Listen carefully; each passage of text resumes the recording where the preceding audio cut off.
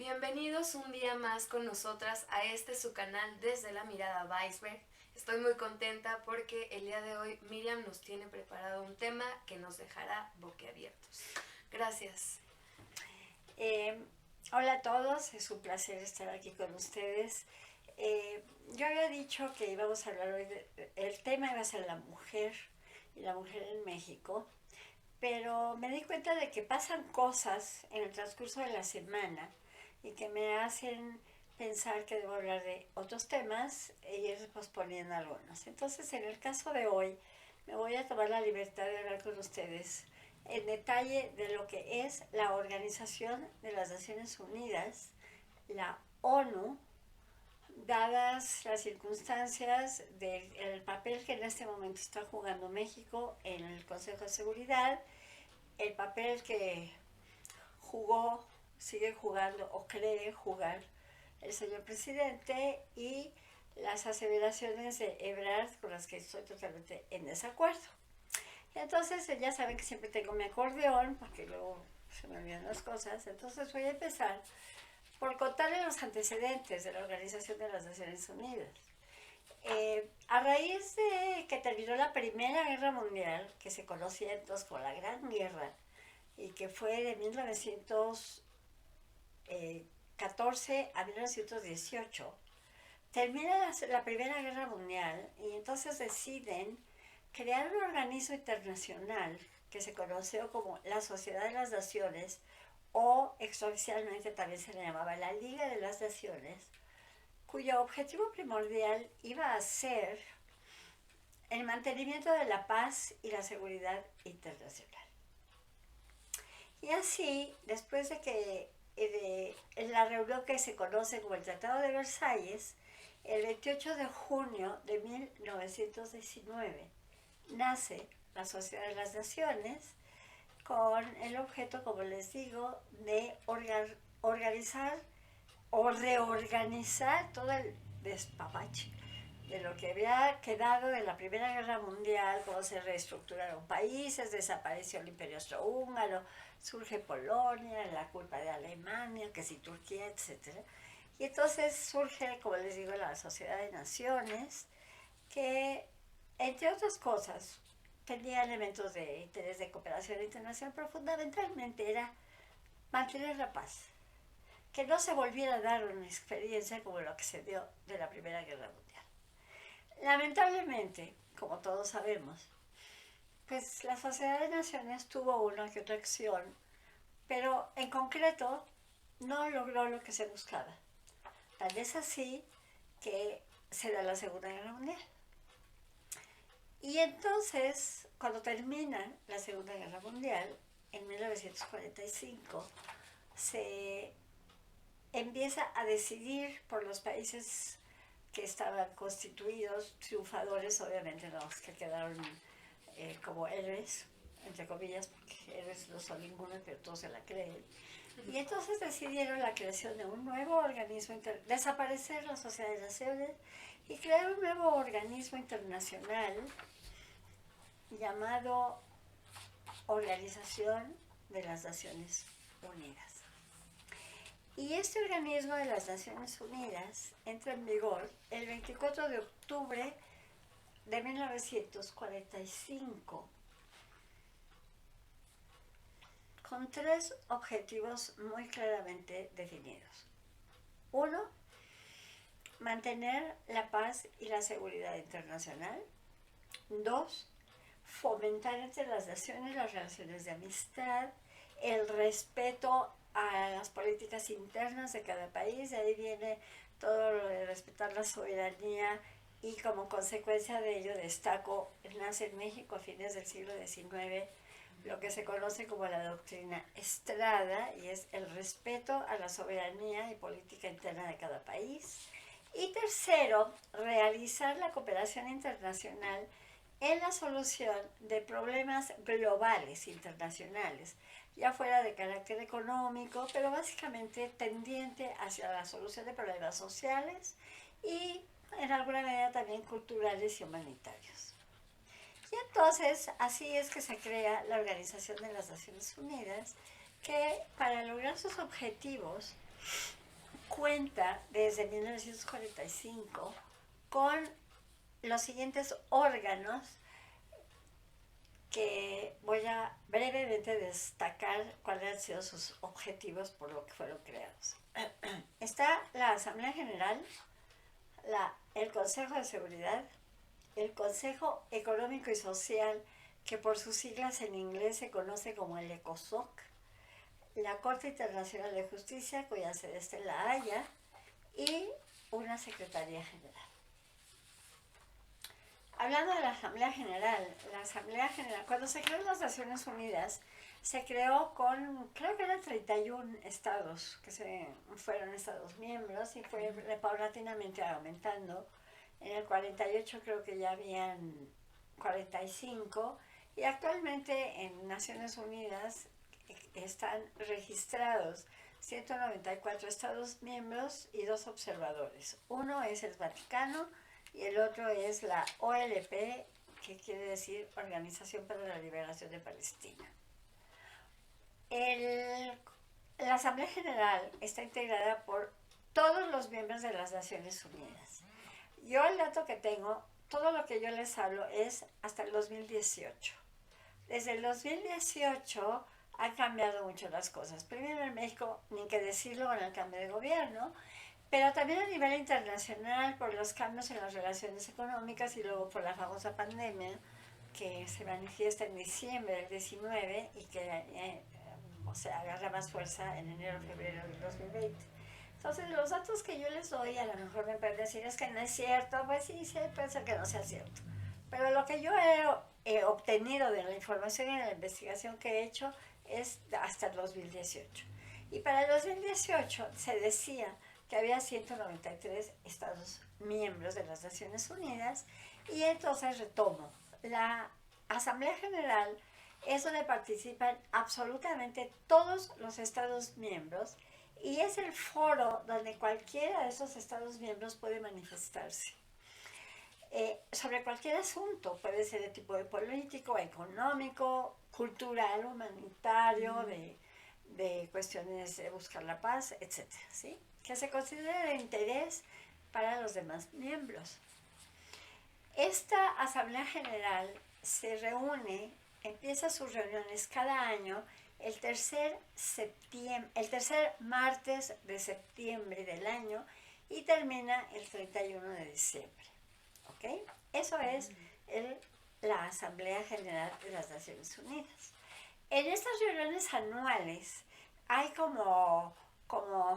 llamemos, el término ahora de moda es la cumbre. Todos son cumbres y nos dan en la madre las cumbres, pero bueno. Se reúnen y aparecen, como hay 3 meses casi para oportunidad para que hablen, y hablan los presidentes de los diferentes países, primeros ministros, representantes de organismos internacionales, etc. ¿Ok? Entonces, es la oportunidad que tiene cada dirigente de un país para expresar lo que está viviendo, tanto el país hacia adentro y su desarrollo como sus relaciones internacionales.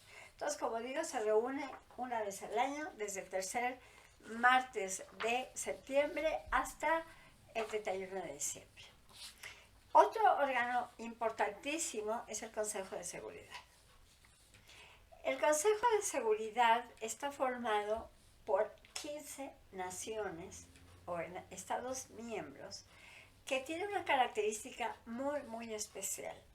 Y es que desde que se creó, el Consejo de Seguridad está formado por 5 países, estados-nación, que se llaman permanentes, y 10 países que son miembros no permanentes y que se van campechaneando cada 5 años por una duración de 2. Oye, Miriam, me creaste una duda respecto a los permanentes y no permanentes. ¿Los permanentes tienen algún tipo de fuero o cuál es la ventaja? Muy bien. ¿Cuáles son los 5 permanentes? Los 5 permanentes, desde que se creó Naciones Unidas, son Estados Unidos, el Reino Unido, Francia, lo que entonces era la Unión Soviética y ahora es Rusia, y China.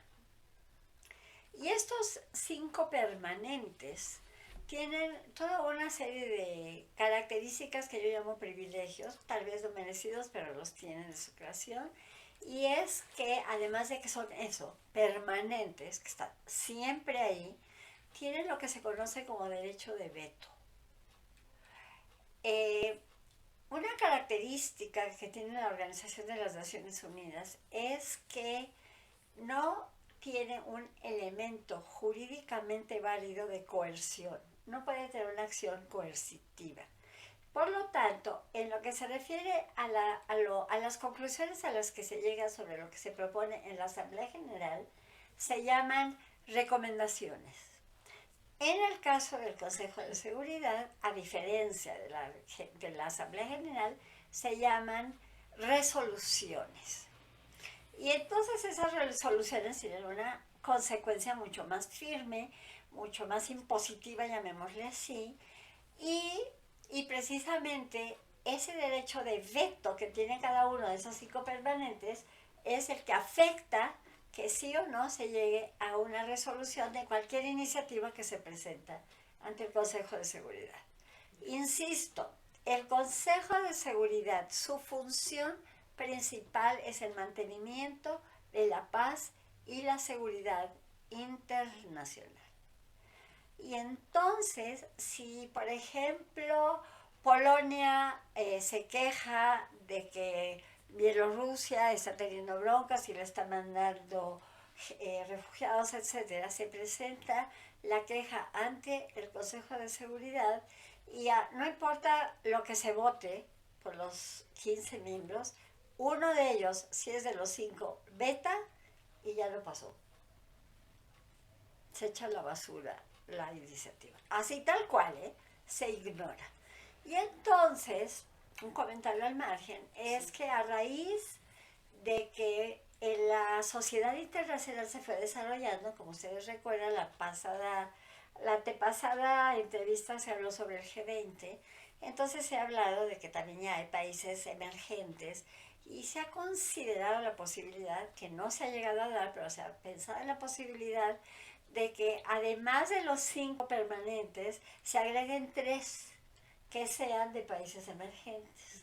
Se ha pensado constantemente en la India, en un momento dado se pensó en México, dejó de pensarse en México cuando Lula da Silva en Brasil le dio muchísimo auge a Brasil, entonces pensaba en Brasil, y no recuerdo ahorita, creo que en Arabia Saudita o algún país del Medio Oriente o de África, para que fueran 3 emergentes como para que hubiera un poquito de compensación de la fuerza de los 5 países que tienen el veto dentro del Consejo de Seguridad. Oye, Miriam, y esto hago hincapié o nos vuelve a recordar la capacidad que tiene México sobre, digamos, América Latina, ¿no? A veces creemos que México, pues, es un país olvidado, un país que no tiene fuerza, y pues esto nos viene a recordar que, digo, si de 196 nos están tomando 193. en cuenta, si de 193 nos están tomando en cuenta, pues esto es de un carácter muy importante. Nos está tomando en cuenta igual como Brasil, igual como India, pero pues en una forma totalmente como con poca intención real de que se dé, ¿verdad? Pero bueno, ninguno que llega al poder tiene la sana intención de dejarlo o de compartirlo. Pero bueno, el hecho es de que también en Naciones Unidas es muy importante que haya como un equilibrio regional. Esto quiere decir que no todos los otros 10 miembros sean de África, o de Europa, o de Asia, o de América. Entonces se van campechaneando también eso, y ese es el motivo por el que actualmente está en el Consejo de Seguridad como miembro no permanente México. Y entonces también es importante decir que el Consejo de Seguridad ocupa la presidencia del Consejo de Seguridad por orden alfabético durante un mes. El mes de noviembre del 2021 le toca la presidencia a México. Okay. Ese es el motivo por el que el señor López Obrador estuvo presente y echó su speech, del que ya speech es discurso, del que voy a hablar al final de la exposición de lo que son las Naciones Unidas. Entonces, seguiré diciendo que también existe, como les decía, el ECOSOC, que es el Consejo Económico y Social. La importancia de ECOSOC, y desde mi punto de vista, lo único rescatable en este 2021 de todo lo que es las Naciones Unidas es los organismos especializados o agencias especializadas que forman el ECOSOC. ¿Y qué quiero decir con eso? Son la UNESCO, han oído hablar de la UNESCO, la OIT, todo el año se ha hablado de la OMS, que es la Organización Mundial de Salud, está la OIT, que es la Organización Internacional del Trabajo, la UNICEF, que se refiere a la infancia, la FAO, que se habla de la alimentación, y otros más. Ahorita no voy a entrar en detalle, pero son importantísimos y les voy a decir por qué. Porque la actividad de los organismos especializados está básicamente dirigida a brindar acciones de apoyo a proyectos de cooperación internacional para el desarrollo. Y eso se los digo yo, que tengo esa experiencia por haber trabajado con la CID, por haber estudiado las relaciones internacionales y haber participado de esa cooperación a nivel bilateral con la India, que eso será otro tema de exposición. ¿Cómo se funciona eso de los dineros? Ya luego hablaré de la Corte Internacional de Justicia y del Secretario General. Pertenecer a cualquiera de los órganos de Naciones Unidas nos cuesta. A cualquier Estado miembro. Por eso cuando sabemos que en el organismo existen 193 Estados miembros, pero hablamos de UNESCO, pues resulta que dicen UNESCO es un organismo dedicado a la educación y la cultura y está formado de 53 Estados miembros. ¿Y por qué 53 Estados miembros? Porque son los que deciden pertenecer y porque pagan por estar. Okay. Es decir, cada participación de nuestro México en alguno de los organismos internacionales nos cuesta. ¿Cómo le cuesta a todos? Lo importante es lo siguiente.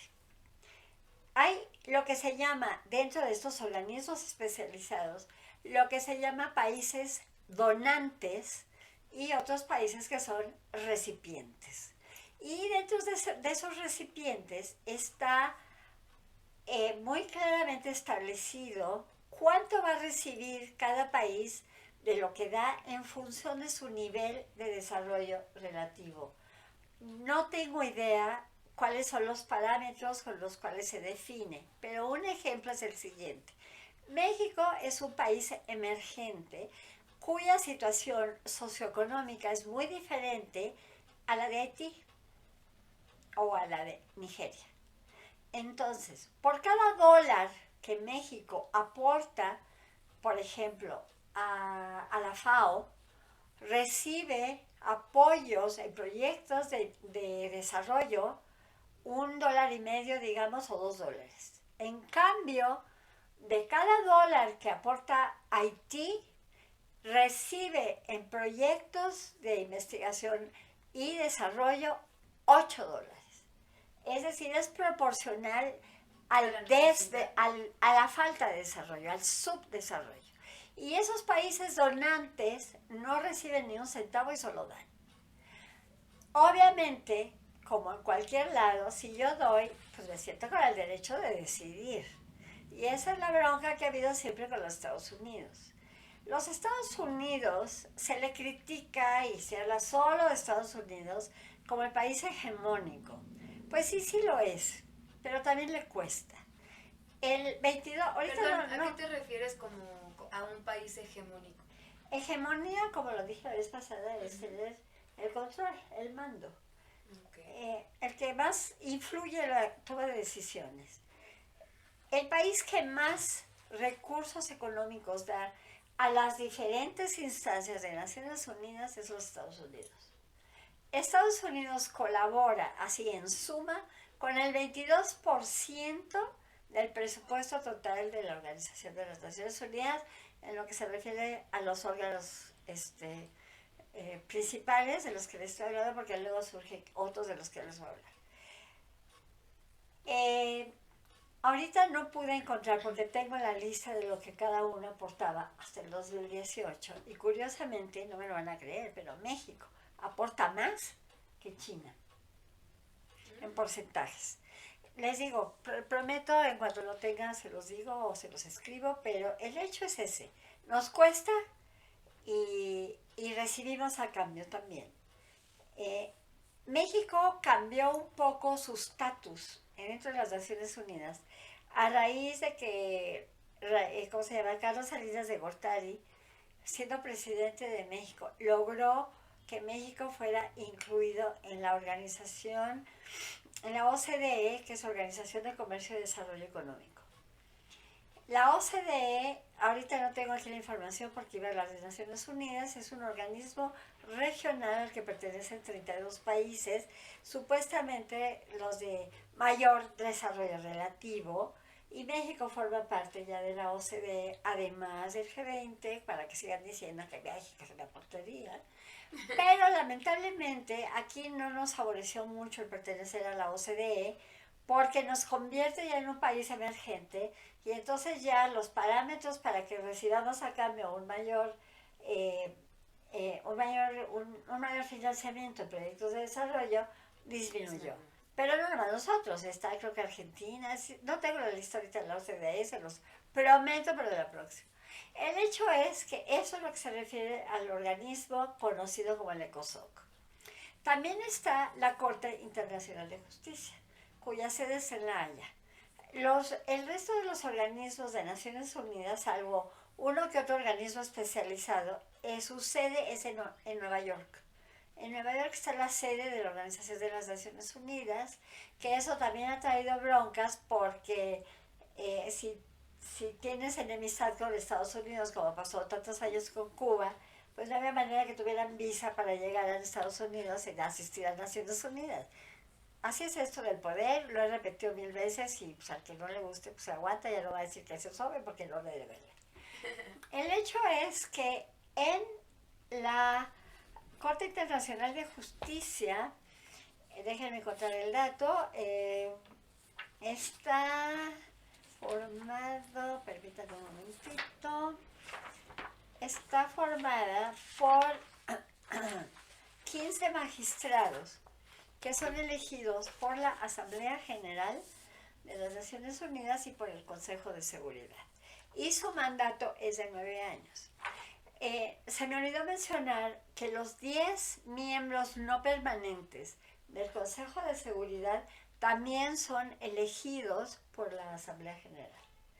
Como lo dije, son elegidos cada 5 años, se cambian los 10 restantes y duran 2 años en su puesto. Entonces, hablando de la Corte Internacional de Justicia, obviamente opera todo el año, ahí sí, no tienen un término fijo de reunirse, sino que se reúnen cuando cualquier país, Estado miembro, presenta alguna querella o algún litigio, y el objetivo obviamente es un arreglo pacífico de las controversias internacionales. Está formada por 15 magistrados que, como ya dije, son elegidos por la Asamblea General del Consejo de Seguridad y duran 9 años en su puesto. La sede de la Corte Internacional de Justicia está en La Haya, que es la capital de los Países Bajos, o bien se le conoce como Holanda, aunque todo el mundo cree que la capital es Ámsterdam, pero no. La capital de los Países Bajos es La Haya, y también es importante destacar los idiomas que se manejan tanto como idiomas oficiales de todo el organismo, que son el inglés, el español en inglés, el chino, el mandarín y el árabe. En el caso de la Corte Internacional de Justicia, tiene 2 idiomas oficiales, que son el inglés y el francés. Y normalmente los métodos que se utilizan, y que son términos, digamos, jurídicos, son la negociación, luego obviamente si hay una presentación, una querella, la investigación, la mediación, por porque eso es el papel fundamental, digamos, de la Corte, ser el mediador, conciliar intereses, en vez de decir, pues rómpanse el hocico, mejor vamos a conciliar. Ay, qué feo hablo, discúlpenme, no, es que de repente se me sale. El arbitraje y llegar a resoluciones recomendaciones judiciales que no siempre son cumplidas, porque si la decisión de la Corte fue contra Estados Unidos, pues se pasó por el acto del triunfo lo que decidió la Corte y lo cumplió en una querella precisamente que presentó México contra los Estados Unidos. No recuerdo bien si era por motivo de que había detenido a Estados Unidos la importación del atún de México porque alegaban de que estaban maltratando los mexicanos a los delfines.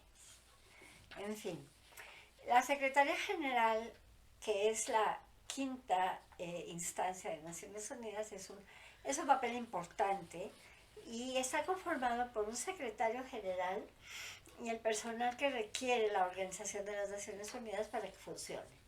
El secretario general de la ONU se elige cada 5 años y tiene la posibilidad de reelegirse por otro periodo de 5 años y ya, no más.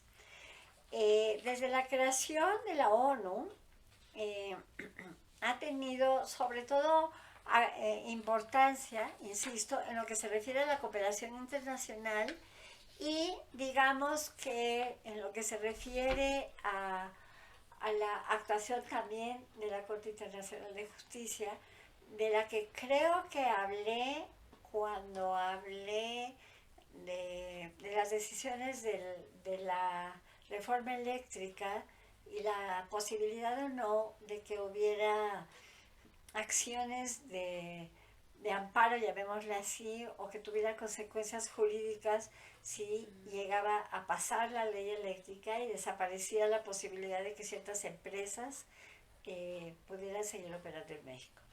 Entonces, ese es el papel de la de la Corte Internacional de Justicia. El secretario general es un personaje interesante que también su elección tiene que ver, casi siempre se reeligen, y después de 10 años, entonces también dicen, pues si que está ahora, por ejemplo, ahora está un señor de apellido Guterres, que es de Portugal, pues entonces seguramente dentro de cuando acabe su periodo van a decir, pues ya no puede ser un europeo, entonces a lo mejor va a ser ya estuvo también un japonés, ya estuvo uno de África, a lo mejor hasta llegamos a tener un secretario general de América. De América. Es que se nos olvida que es América, que ni modo está formado por América del Norte, América Central y América del Sur, y otra cosa es Latinoamérica, y otra cosa es Mesoamérica. Que todo tiene su connotación, pero para efectos de Naciones Unidas, el continente americano está formado desde Canadá hasta Chile y Argentina en el sur. Así es. Y quise aprovechar también, dadas las circunstancias que han estado pasando en México, hablar un poco de la OEA. La OEA, que es la Organización de los Estados Americanos, también ha sido muy atacado por nuestro señor presidente. Pues, es que yo creo que no hay tema que no ataque el hombre, pero bueno, eso ya lo hablaremos después. Curiosamente, la Organización de Estados Americanos es el organismo internacional más antiguo que existe, aunque como tal surgió en 1948 como la Organización de Estados Americanos, pero tiene su antecedente en lo que se conoció como la primera conferencia internacional americana, y eso se dio en octubre de 1889 y empezó a funcionar en 1890 con la sede en Washington. Y se le llegó a conocer en ese entonces como un sistema interamericano. Pues ese es el antecedente de la Organización de Estados Americanos, que en alguna medida a nivel regional tiene las mismas intenciones y las mismas, digamos, funciones a nivel regional de lo que las Naciones Unidas lo tiene a nivel mundial. La Organización de Estados Americanos lamentable o afortunadamente, tampoco tiene una capacidad coercitiva, por lo cual lo único a lo que puede aspirar es hacer declaraciones o a hacer que grupos de países que forman parte de la OEA tomen ciertas decisiones que los lleven a tomar como países acciones.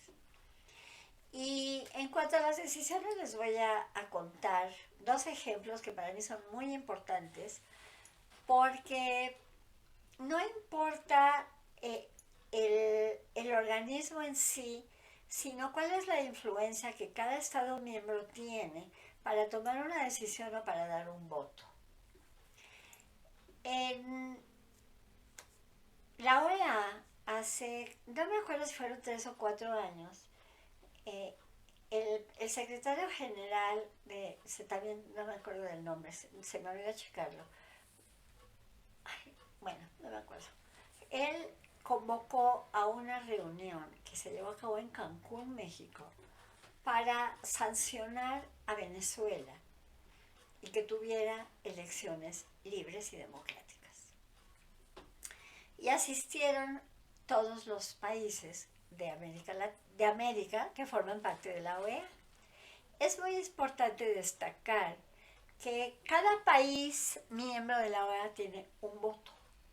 Así sea Estados Unidos o sea Aruba, es un voto.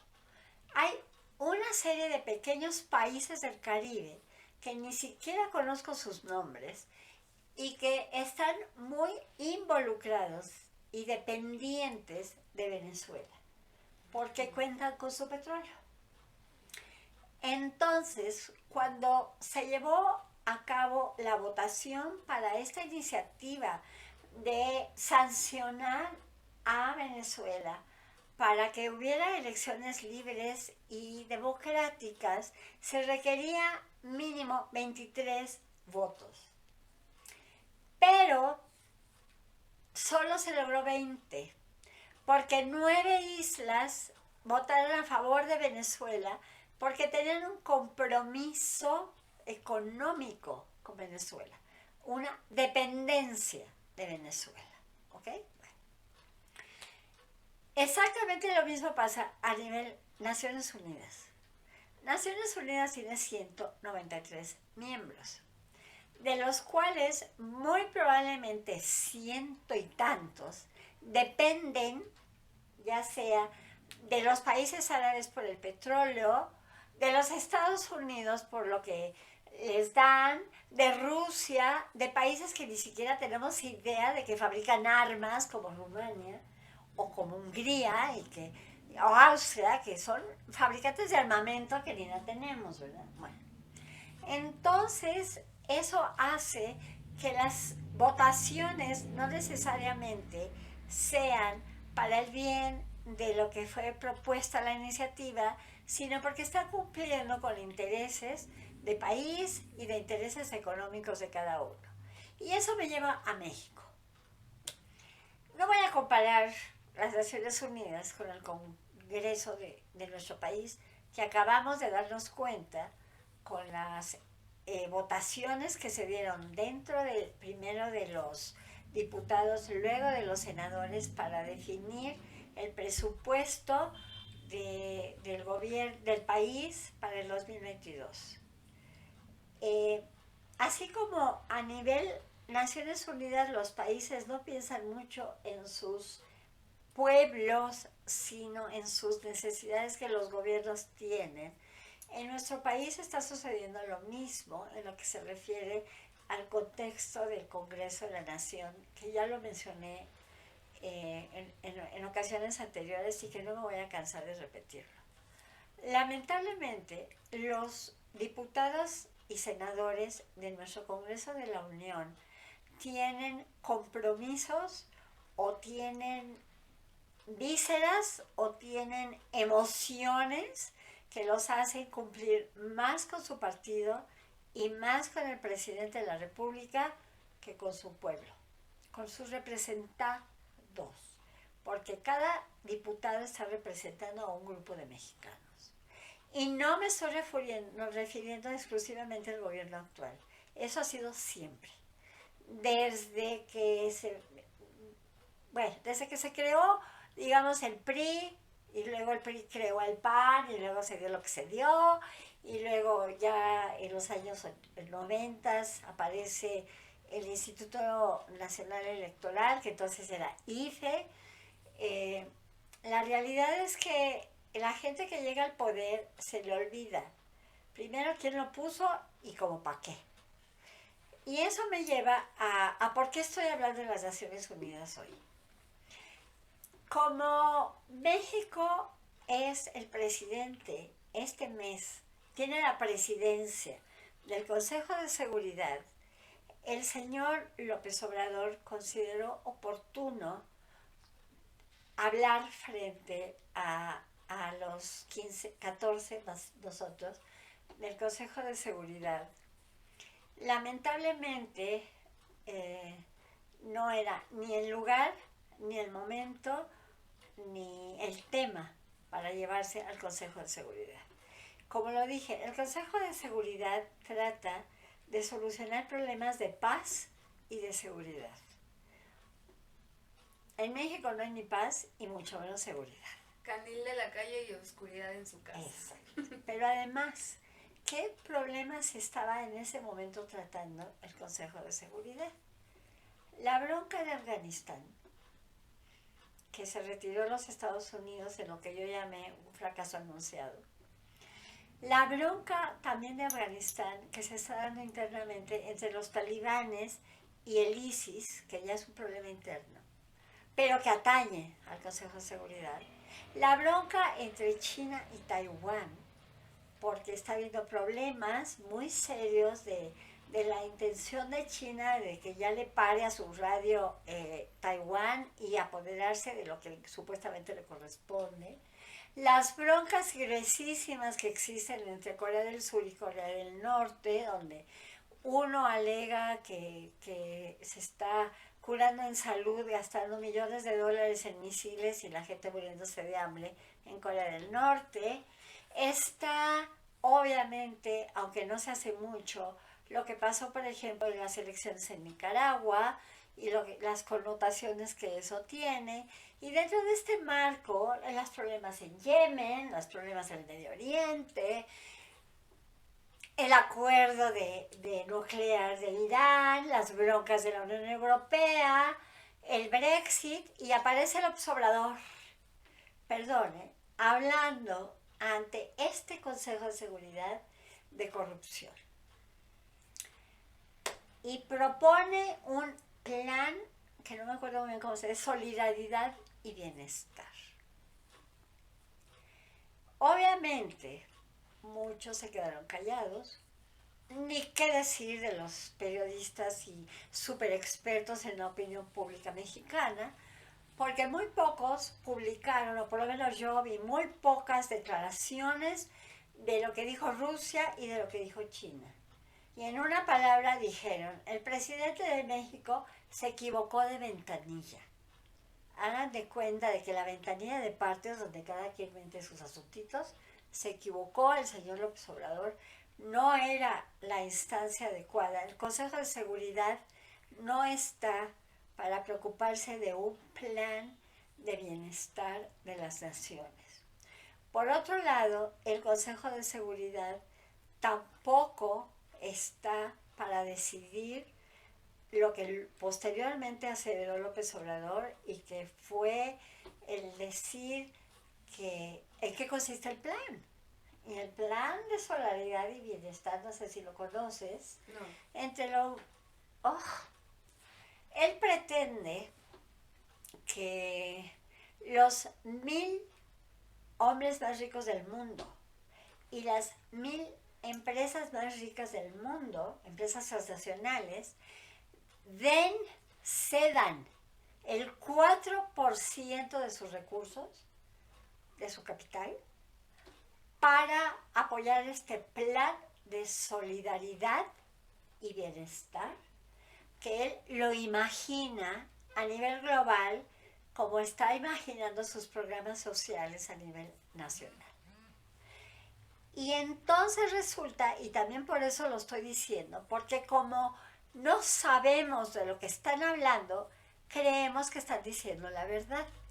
Y miente. Primero, no sé si alguno de ustedes que me estén oyendo, espero que sean muchos, se dieron cuenta que el señor López Obrador no habló, leyó. Hubo un momento que con su bello dedito, con el que da así y se jode a alguien, iba leyendo y cuando no podía leer muy bien se detenía, que esa es su característica. No es que él hable lento, es que de repente el acordeón que tiene en su atril como que tiene que verlo y entonces se detiene. Igual con su dedito. Y yo les puedo jurar, estoy elucubrando, pero esa es mi opinión. Tan no sabía de lo que estaba hablando, que al día siguiente, el que habló en la mañanera con el pueblo de México fue Marcelo Ebrard, quien explicó esto que les estoy diciendo, en qué consistía el plan, y además lo dijo con todas sus letras, y se pretende que estos recursos lleguen directamente a los 750 millones de personas de menores recursos en el mundo. Que no debería intervenir los gobiernos de los estados y que se iba a dar directamente esos recursos a las poblaciones de los diferentes 750 países. Y lo aseveró, lo vi, no creo que lo contaron. Yo vi esa mañana, es que me meten la mañanera a fuerza cuando veo un noticiero. Y entonces dice él, y obviamente esto no es nuevo, la Organización de las Naciones Unidas están preparadas, tienen esta experiencia. ¿Cuál experiencia? Por favor, las Naciones Unidas tratan entre gobiernos. Ustedes imagínense la cantidad de personal que se requeriría para darle su credencial de la tercera edad a 750 millones de gente sin recursos. No es cierto. Ese es precisamente el grave problema con el que se enfrenta Naciones Unidas y por lo que yo lo considero un fracaso. Porque Naciones Unidas, sus recursos se los entregan a los gobiernos. Y los gobiernos lo que menos les importa es su pueblo. Y no voy a hablar de los refugiados palestinos porque obviamente a mí me llega como judía. Pero así pasa en Nigeria, así se mueren de hambre en Yemen, así se han muerto de hambre en Etiopía y así pasa en cualquier lugar donde ustedes voltean. Porque a quienes llegan los recursos es a los dirigentes, al gobierno. Y el gobierno es el que decide cómo, cuándo y a quién se los da.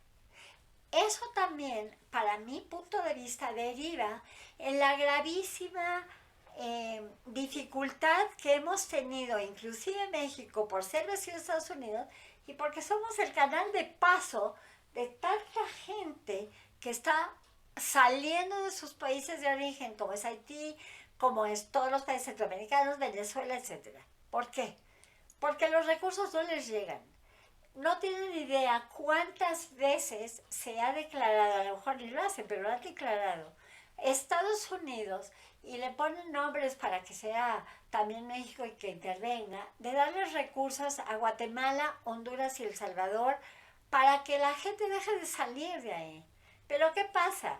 Pues si cada uno tiene un gobierno más corrupto que el otro. Entonces, lo que tiene que hacer Estados Unidos, si tuviera la fuerza y el deseo, porque acuérdense que siempre hay que tomar en cuenta la famosa voluntad política, pero voluntad al fin. Si el gobierno norteamericano obligara al gobierno salvadoreño y le mostrara lo que está dando y a quién, otro gallo nos cantaría. ¿Por qué? Porque ustedes han oído en algún momento, ni siquiera López Obrador, que hable del término, vamos a crear empleos. Como que, ¿con qué se come eso? Bueno, señores, esa es la base de distribuir con mayor justicia la riqueza y que se disminuya la pobreza. Y justo eso, de eso te iba a preguntar ahorita, ¿no? Se ha hablado varias veces de las becas y de la manera en la que el gobierno apoya a las personas de bajos recursos, y lo has dicho bastantes veces, que te den una vez al año hablemos de 2,000 pesos o hablemos de una gran despensa, eso no va a solucionar tu vida los siguientes 364 días del año. Entonces, tú ahorita, a grandes rasgos, estás proponiendo planes y programas que impulsen diferentes áreas laborales entre ciudadanos que se encuentran de bajos recursos. Que tú como internacionalista, ¿qué planes te gustaría ver que se llevaran a cabo? Fíjate que mi idea no es como internacionalista. Mi idea es como ciudadana. Sí. Yo siento que la pobreza, y creo que también lo dije una vez, la pobreza es el resultado de una injusta distribución de la riqueza. Y la injusta distribución de la riqueza está provocada porque se ha permitido que así sea. Si yo me veo obligado, yo empresario mediano y pequeño, porque, perdón, el gobierno cree que la empresa son los 15 grandes empresarios de este país y están rotundamente equivocados, y ya lo había mencionado. Pero si el gobierno, en vez de que se sienta soñado López Obrador, porque ya aumentó el salario mínimo a 123 pesos al día, creo que es. Señores, o por qué a mí, viejita, me da 2,250 pesos. O sea, ¿por qué esa cifra? ¿Por qué no un salario mínimo mensual a cualquier viejito? ¿Por qué? Pues vayan a saber, yo no sé. Pero el hecho es, ¿y por qué a mí? Es decir, hagan un estudio de qué personas de la tercera edad verdaderamente necesitan ese recurso. ¿A mí por qué? Yo, claro, encantada. Y créanme que lo que a mí me da, me lo gasto en medicinas. Qué padre, ¿no? Bueno, qué padre que me ayudan con las medicinas, pero realmente, si uno aceptara, como lo hizo un grupo de empresarios, que se llama el Grupo de los 100, y que ya no se puede hacer nada porque llegó la pandemia, pero en enero del año pasado, 100 empresas iban a intentar dar como sueldo mínimo 6,500 pesos al mes. Considerando estas personas que hicieron estudios que demostraban que el ingreso de cada familia, que está formada por 2 adultos y 2 no adultos, pueden ser jóvenes, etcétera, pero que el ingreso era un salario .8 para vivir una familia de 4. ¿Y qué pasaba? Que llegaron a la conclusión de lo que se requería para cubrir sus necesidades básicas, que eso es lo que se llama no estar en pobreza. La pobreza es no tener ingresos suficientes para cubrir las necesidades básicas. Y las necesidades básicas no quiere decir que tienes que vivir con austeridad. La necesidad básica es tener suficiente comida. Y si no quieres arroz y frijoles y quieres unos chilaquiles, que te puedas comer tus chilaquiles. Entonces es comida, es techo, es cobija y es educación. Para mí, esas son las necesidades básicas. Bueno, entonces, si el sueldo mínimo requerido para que una persona que limpia excusados en una fábrica necesita para vivir 11,000 pesos al mes, esta familia, este grupo, de 100, había decidido que ese era el sueldo mínimo que debía recibir una persona, 6,500 pesos, sosteniendo que son 2 los que van a trabajar, son 2 los que van a traer un sueldo de 6,500 cada uno y van a ser 11,000 pesos al mes. Eso se quedó en el aire como tantas otras cosas, lamentablemente en esta ocasión, porque yo fui siguiendo lo que se estaba proponiendo. General Motors entró con Chevrolet, etcétera, pero se quedó en un proyecto que no llegó a cuajar porque vino la pandemia. Pero no solamente vino la pandemia, seamos honestos, porque llegó un gobierno nuevo, que como pasa siempre, llegan los gobiernos nuevos, no necesariamente fue el observador. Cambio de gobierno y ya se queda todo en el aire, ¿no? Todo en el aire porque todos creen que conocen el agua tibia, que la están descubriendo, y entonces no, yo sí sé. Y entonces a romper lo hecho, yo lo viví en CONACYT, lo viví en la UNAM, hay cambios de gobierno y ya llegó el que verdaderamente sabe. Pero nadie, hasta el señor López Obrador, enarboló la bandera de que yo soy el Mesías y yo sí sé y yo sí voy a corregir todo lo malo.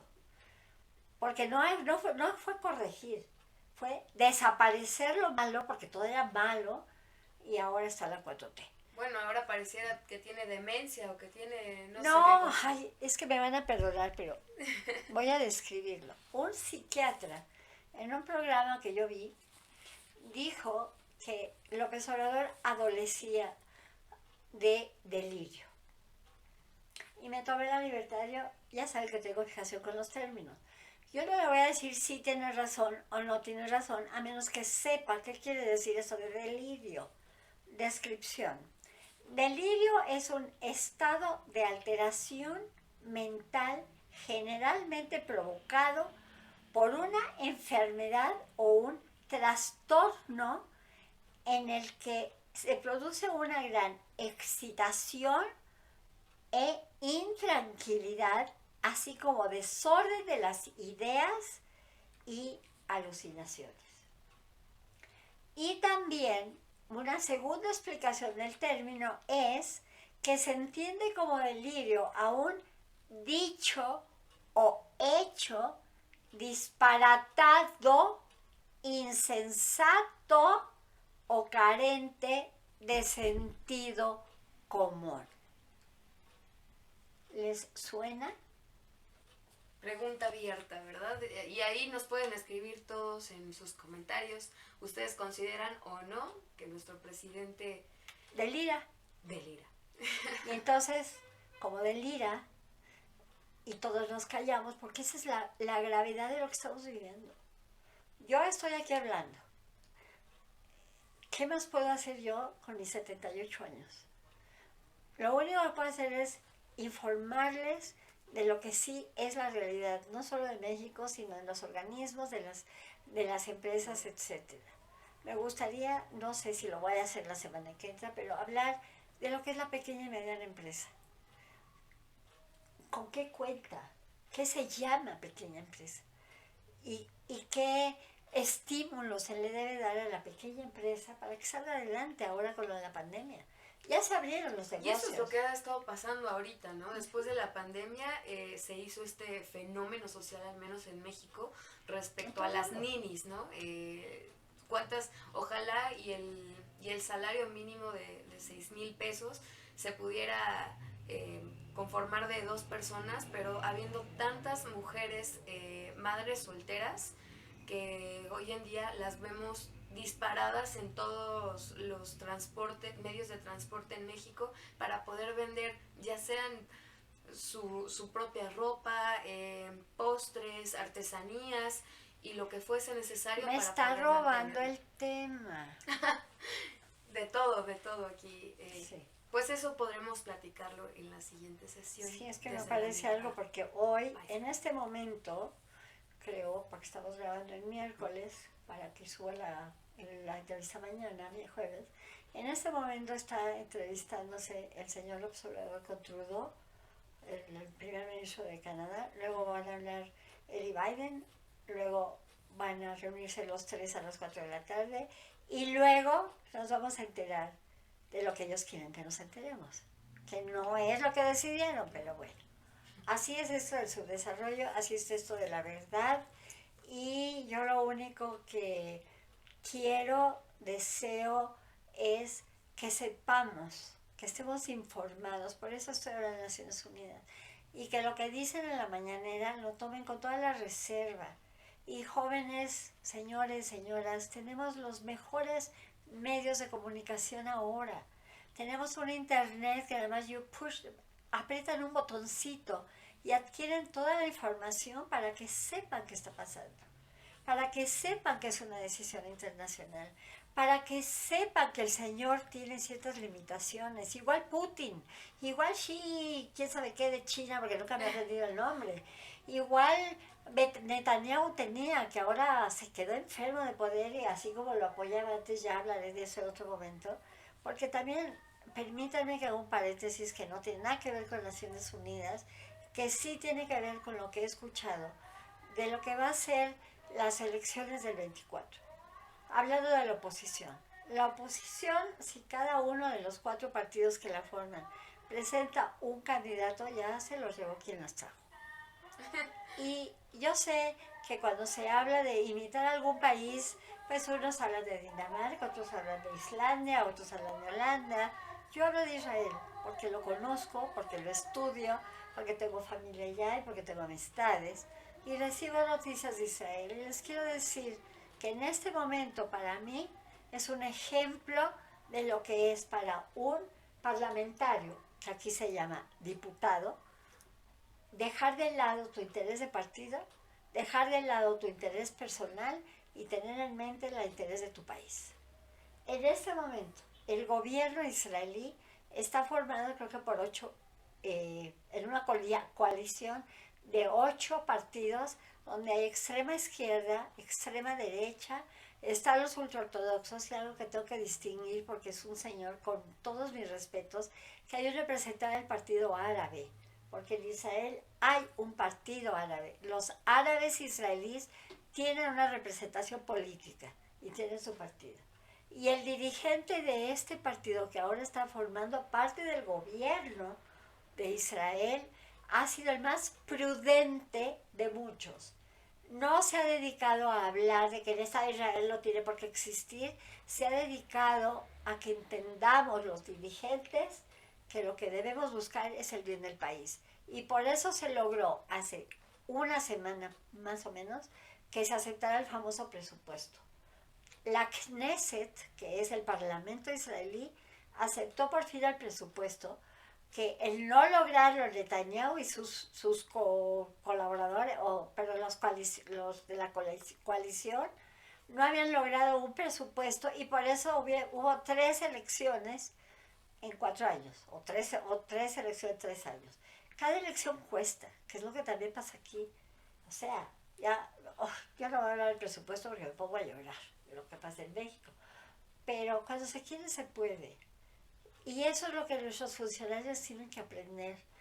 Y sobre todo los de la oposición, que ya están tan desgastados, que si son del PRIAN y que si son del PRIAMOR y que si... O sea, les ponen las etiquetas de todo el mundo, ¿sí?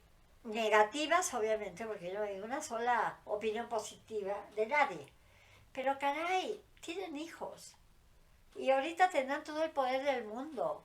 Pero ahí tienen a Lozoya. Se sintió el rey, se largó del país con $10 millones. Ahí lo tienen. Ahora ya está en la cárcel.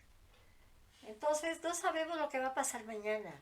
Y así tengan el poder del mundo, igual se mueren. Igual les da un soponcio, igual les da diabetes. Y entonces pues serán todo lo que quieran, pero el que va a sufrir las consecuencias son sus generaciones que vienen. Ya no digan las mías, las de ustedes que tienen el poder. Entonces piensen. Por eso el objetivo de hacer este programa para todos ustedes. Y pues este va a ser un programa especial porque nos hemos pasado del tiempo que comúnmente platicamos con todos, pero ha sido y sigue siendo un gusto de verdad tener este objetivo con Miriam, que es que todos nos mantengamos informados y que si sea esta o no la verdad que ustedes comparten con nosotras, que nos compartan sus quehaceres, que nos compartan sus dudas y seguir creciendo como civilización que intentamos ser. ¿Algo que quieras compartir más? Que me siento emocionada de poder hacer lo que hago. Gracias. Muchas gracias a todos y nos seguimos en contacto.